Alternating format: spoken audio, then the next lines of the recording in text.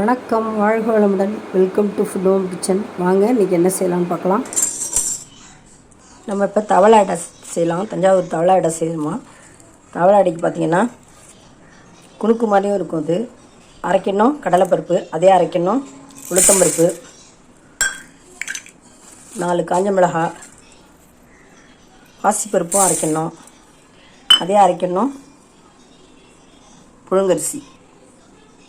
இது ரொம்ப காரசாரமாக நல்லா டேஸ்டியாக இருக்கும். நல்லா தண்ணி ஊற்றி ஊற வச்சுருவோம். ஊறினோன்னு பார்க்கலாம். இல்லை அரைக்கணும் புழுங்கரிசி, அரைக்கணும் கடலைப்பருப்பு, அரைக்கணும் பாசிப்பருப்பு, அரைக்கணும் உளுந்தப்பருப்பு, அரைக்கணும் கடலைப்பருப்பு போட்டிருக்கோம். இதை அரைச்சிட்டு குறைன்னு அரைச்சிட்டு இதில் நம்ம சோம்பும் பெருங்காயமும் உப்பும் கலந்து சுட வேண்டியது தான். கருவேப்பிலை கொஞ்சம் சேர்த்து சுடவிட்டு ரொம்ப எம்மையாக இருக்கும். காரசாரமாக சூப்பராக இருக்கும். காஞ்ச மிளகாய் என்ன வேணாலும் நம்ம காரத்துக்கு தகுந்த மாதிரி 2 கூட போட்டுக்கலாம். நம்ம அவங்கவுங்க காரத்துக்கு தகுந்த மாதிரி போட்டுக்கலாம். ஊறட்டும் பார்க்கலாம். இப்போ நல்லா 2 மணி நேரம் ஊறிடுச்சு. ஒரு 5 காஞ்ச மிளகாய் போட்டுக்கலாம். எல்லாத்தையும் நம்ம பருப்பு, அரிசி, புழுங்கரிசி 1/2 டம்ளர், பச்சரிசி 1/2 டம்ளர் போட்டிருக்கேன். நான் பச்சரிசியும் காய வச்சுருக்கேன் பாருங்கள். பச்சரிசியும் ஒரு 1/2 டம்ளர், புழுங்கரிசியும் 1/2 டம்ளர், ரெண்டும் ஆட் பண்ணியிருக்கேன். சில பேர் பச்சரிசி மட்டும் போடுவாங்க. நான் 2 அரிசியும் 1/2 டம்ளர் கலந்து போட்டிருக்கேன்.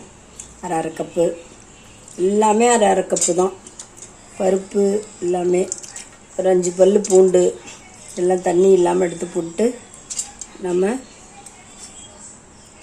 பச்சரிசியும் போட்டுட்டோம்.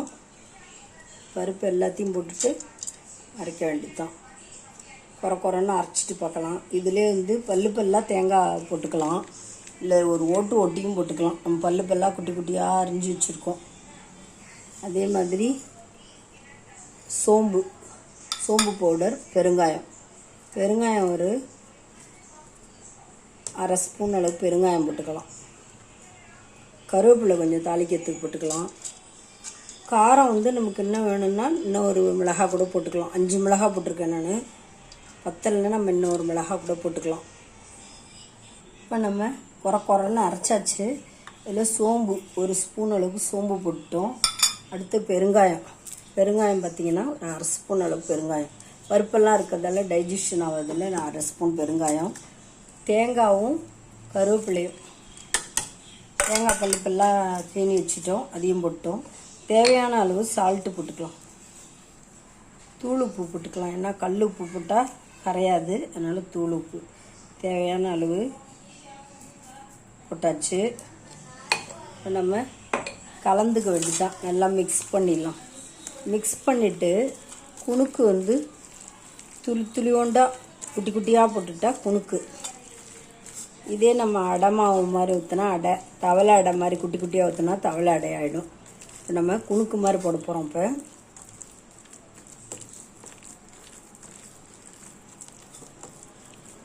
இதில் கருவேப்பிலை, தேங்காய் எல்லாம் போட்டிருக்கோம். இதில் வெங்காயம் கூட போட்டுக்கலாம். வெங்காயம் போடலை. இதில் சின்ன வெங்காயம் நிறைய அரிஞ்சு வெங்காயமும் ஆட் பண்ணலாம். இல்லை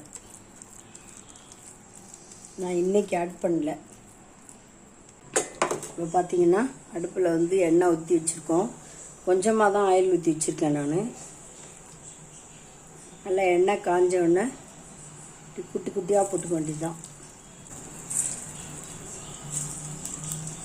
இப்படி குட்டி குட்டியாக போட்டு எடுத்தால் குணுக்கு. இது ஒரு டேஸ்டியாக ரொம்ப நல்லாயிருக்கும். இது நம்ம அடை மாவு மாதிரி ஊற்றிக்கலாம். தவளை அடை மாதிரி ஊற்றிக்கலாம்.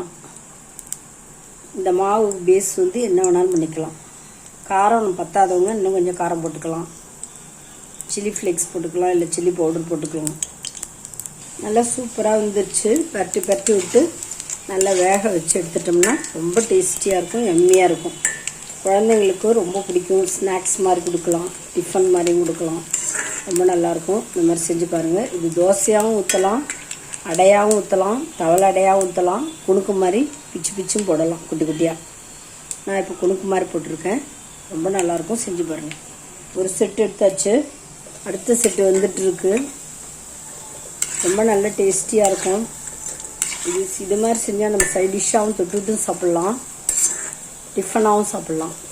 இந்த மாவு பேஸ். இதை வச்சு நம்ம தவளை அடை செய்யலாம், தோசை செய்யலாம், அடை தோசை செய்யலாம்.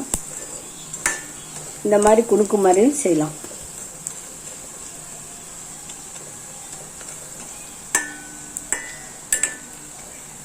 நல்லா முறுன்னு வேக வச்சுட்டா ரொம்ப டேஸ்டியாக இருக்கும். பாருங்கள், சாஃப்டாகவும் இருக்கும், டேஸ்டியாகவும் இருக்கும்.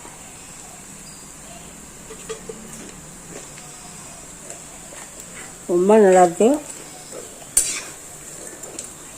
தேங்காயெல்லாம் நடுப்புற கிரன்ச்சியாக சாப்பிட ரொம்ப டேஸ்டியாக இருக்குது.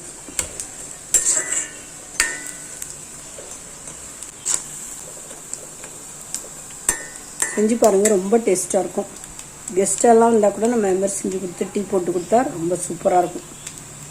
ஒரு கேசரி பண்ணிவிட்டு இந்த மாதிரி குணுக்கு செஞ்சு கொடுத்தா ஒரு காரம் ஸ்வீட் கொடுத்த ஃபீல் நல்லாயிருக்கும்.